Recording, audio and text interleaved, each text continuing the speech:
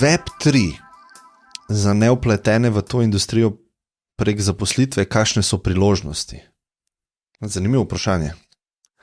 Se pravi, če se ne zaposliš v tej industriji, kakšne so priložnosti za nekoga? Aha.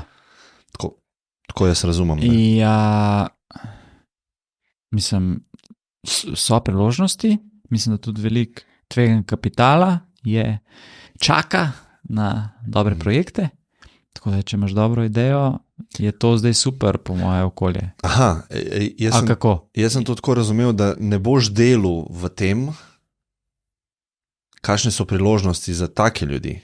Aha, kot investicijsko, ali kaj? Kakorkoli.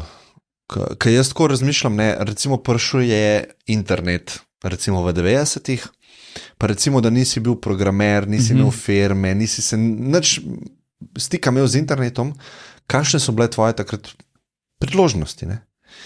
In jaz vidim, bile so priložnosti v investicijah, se pravi, lahko si investiral v firme, ampak predtem si po mojem mogel imeti neko znanje. Ja.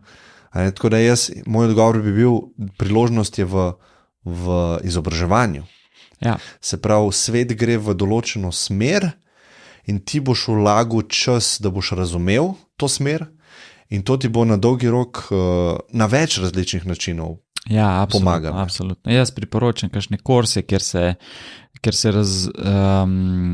se razjasnijo pač te pojmi Web3, decentralizacija, Ethereum, Bitcoin, NFT.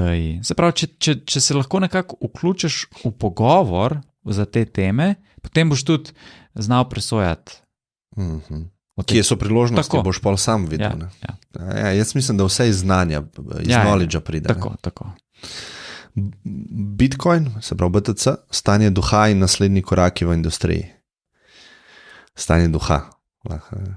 Stanje duha. Trenutno. Mislim, slabo. Med Bitcoin Maxi je vedno, to je zdaj že toliko,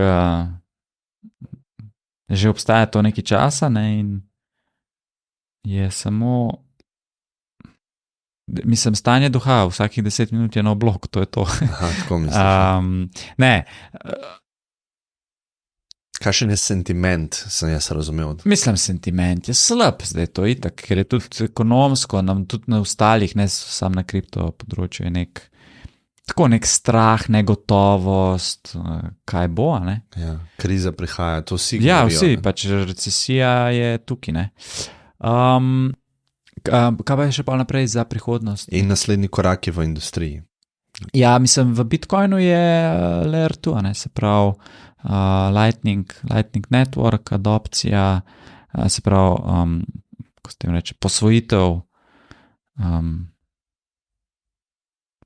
pač teh plačilnih metod, da čim več se da z Lightningom plačevati. To so neke pač stvari.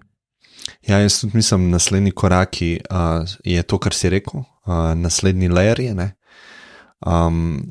In pa tudi adopcija prvega layerja, se pravi firme, države. Jaz mislim, da naslednjih 10 let bomo to začeli videvati vedno pogosteje. Ne? Ja. Tako da jaz sem ful optimističen glede tega, ne, da čeprav imamo te downturne, ne, da na dolgi rok, ko zomeramo nazaj, zaradi svojih karakteristik bo ta tehnologija prevladala ali pa. Ja, bomo videli, kaj bo s temi digitalnimi valutami centralnih bank. Ne. To je, jaz vidim zdaj kot največji threat. Niti ne kot regulacija, ker regulacija če bi regulatorni aspekt bil nevaren, bi se že zgodil. Ja, ni nujno, lahko mining prepovejo v naslednjih 2 letih, recimo, ne. Ja. Evropa recimo reče, ne smeš minati Bitcoina na ozemlju Evropske unije. Ne? Ampak to ni po moje threat velik. Jaz mislim, da večji threat je zaradi okolja, veš, da bi Ja, vem, ampak tukaj je pol game theory, ne, sigurno bo nekdo v tem videl priložnosti, ne, države bo rekla, lej, pridite k nama, ne.